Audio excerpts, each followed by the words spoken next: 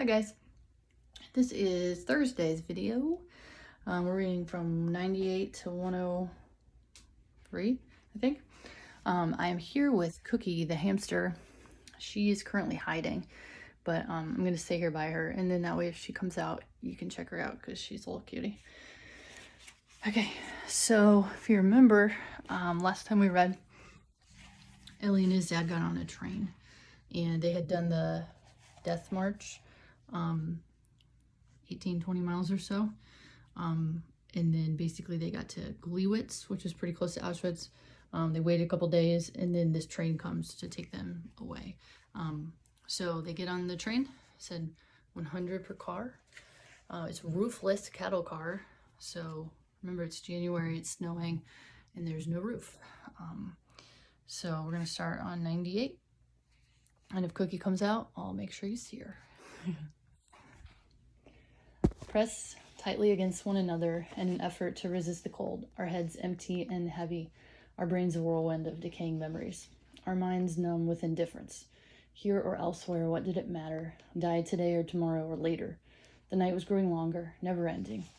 When at last a grayish light appeared on the horizon, it revealed a tangle of human shapes, heads sunk deeply between the shoulders, crouching, piled one on top of the other, like a cemetery covered with snow. In the early dawn light, I tried to distinguish between the living and those who were no more, but there was barely a difference. My gaze remained fixed on someone who, eyes wide open, stared into space.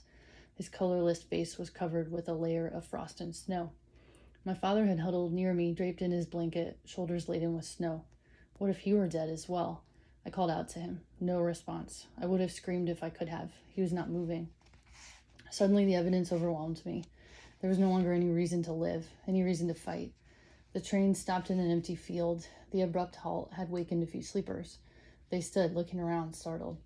Outside, the SS walked by, shouting, "Throw out all the dead. Outside, all the corpses." The living were glad. They would have more room. Volunteers began the task. They touched those who had remained on the ground. "Here's one. Take him." The volunteers undressed him and eagerly shared his garments. Then two gravediggers grabbed him by the head and feet and threw him from the wagon like a sack of flour. They were shouting all around. "Come on, here's another, my neighbor. He's not moving." I woke from my apathy only when two men approached my father. I threw myself on his body. He was cold. I slapped him. I rubbed his hands, crying, Father, wake up. They're going to throw you outside." His body remained inert. The two gravediggers had grabbed me by the neck. "Leave him alone. Can't you see that he's dead?" "No," I yelled. "He's not dead, not yet." And I started to hit him harder and harder. At last my father half opened his eyes. They were glassy. He was breathing faintly. "You see?" I cried. The two men went away. 20 corpses were thrown from our wagon. Then the train resumed its journey, leaving in its wake, in a snowy field in Poland, hundreds of naked orphans without a tomb. We received no food. We lived on snow, took the place of bread. The days resembled the nights, and the nights left in our souls the dregs of their darkness. The train rolled slowly, often halted for a few hours, and continued. It never stopped snowing. We remained lying on the floor for days and nights, one on top of the other, never uttering a word. We were nothing but frozen bodies. Our eyes closed, we merely waited for the next stop to unload our dead.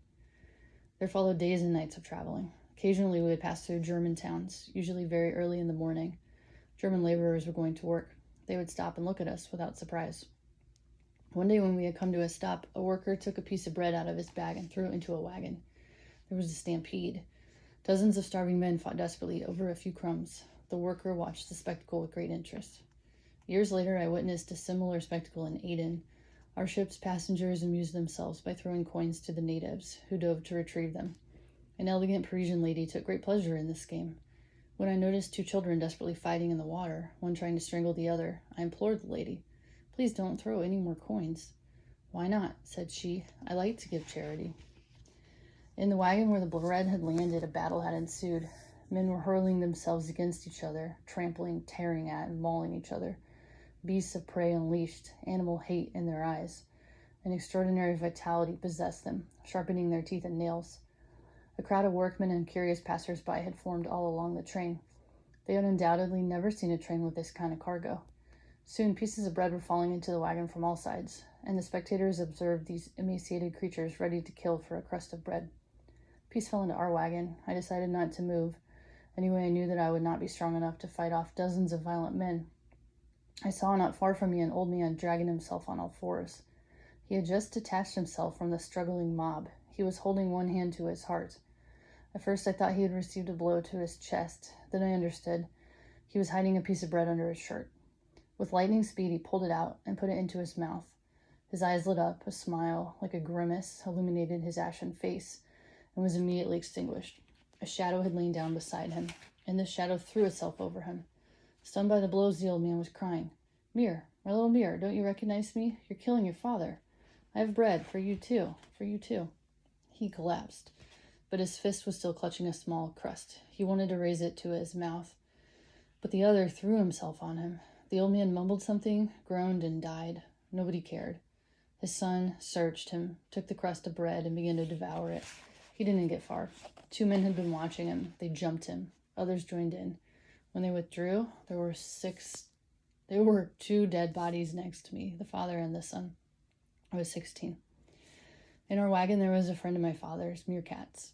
He'd worked as a gardener in Buna, and from time to time had brought us some green vegetables. Less undernourished than the rest of us, detention had been easier on him. Because he was stronger than most of us, he'd been put in charge of our wagon. On the 3rd night of our journey, I woke up with a start when I felt 2 hands on my throat trying to strangle me. I barely had time to call out, "Father." Just that one word. I was suffocating, but my father had awakened and grabbed my aggressor.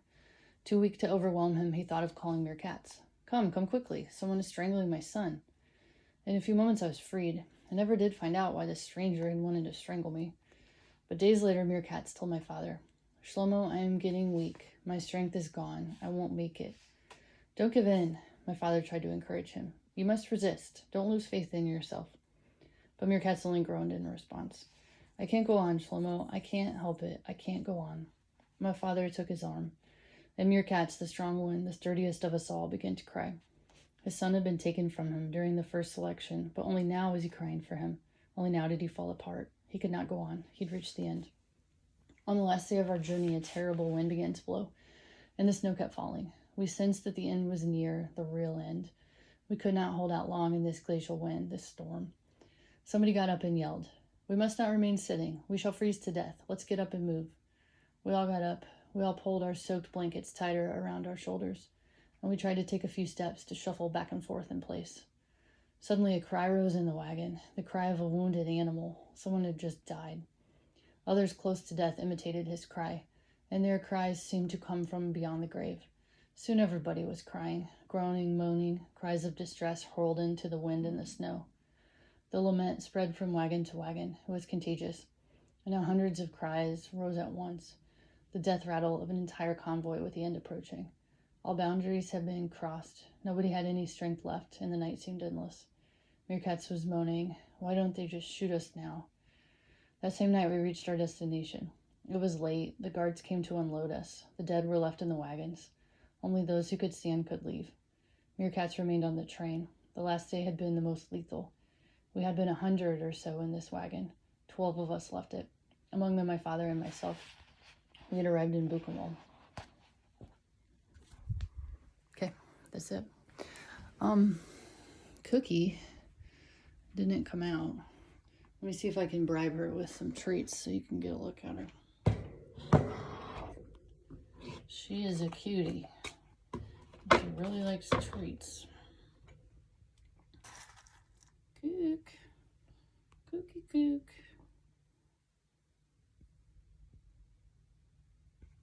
She's not moving. She might be dead. Cookie?